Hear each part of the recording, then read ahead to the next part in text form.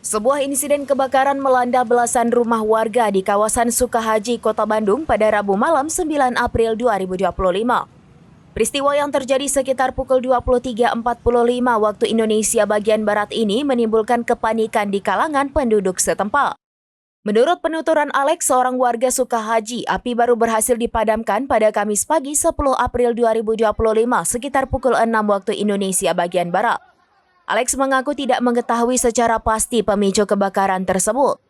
Namun ia menyebutkan bahwa sebelumnya wilayah tempat tinggalnya memang direncanakan untuk digusur yang ditentang oleh warga.